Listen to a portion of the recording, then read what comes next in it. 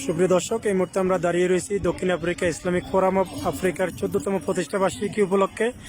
আমরা এই মুহূর্তে সরাসরি কথা বলবো দক্ষিণ আফ্রিকা নোয়াখালী পরিষদের সম্মানিত সভাপতি জনাব এম এ খান রহিমের কাছে। আমার প্রশ্ন থাকবে, আপনাদের বাংলাদেশ কমিউনিটি যে সংগঠনটি রয়েছে, বিশেষ করে নোয়াখালী আঞ্চলিক সংগঠন, এই সংগঠনে দূর দূরান্ত থেকে অনেকেই জানতে চাচ্ছেন যে আপনাদের কাছে কিভাবে যোগাযোগ করা যায়, আপনাদের সংগঠনে কিভাবে অংশগ্রহণ করা যায়। ধন্যবাদ আপনাকে। নোয়াখালী পরিষদ সাউথ আফ্রিকা 2022 আমাদের সাথে যোগাযোগ করার জন্য আমাদের হোয়াটসঅ্যাপ গ্রুপ আছে এবং আমাদের আপনার ফেসবুক পেজ আছে এবং পুরো সাউথ আফ্রিকা নোয়াখালী বৃহত্তম নোয়াখালী, আমি নোয়াখালী বললে ভুল হবে, এখানে বৃহত্তম নোয়াখালীর ভাইদেরকে নিয়ে নোয়াখালী পরিষদ গঠিত। বিশেষ করে নোয়াখালী পরিষদ হচ্ছে ফেনী, লক্ষ্মীপুর এবং নোয়াখালী।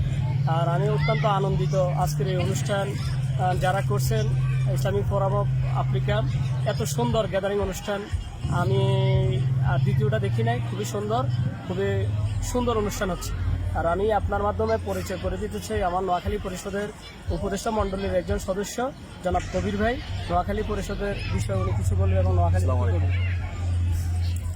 জি কবির সাহেব, আপনাদের নোয়াখালী পরিষদের যেহেতু আপনাকে সম্মানিত উপদেষ্টা, নোয়াখালী পরিষদ সম্পর্কে আপনার অভিমত প্রকাশ করুন। আসলে আলহামদুলিল্লাহ, আমরা সবাই বিদেশে আসছি, এখানে আমরা কীভাবে ভালো থাকতে পারি দক্ষিণ আফ্রিকার জমিনে এবং কীভাবে একে অপরকে সহযোগিতা করতে পারি, এই উদ্দেশ্যে আসলে একটা সংগঠন, একটা অর্গানাইজেশন গঠন করা।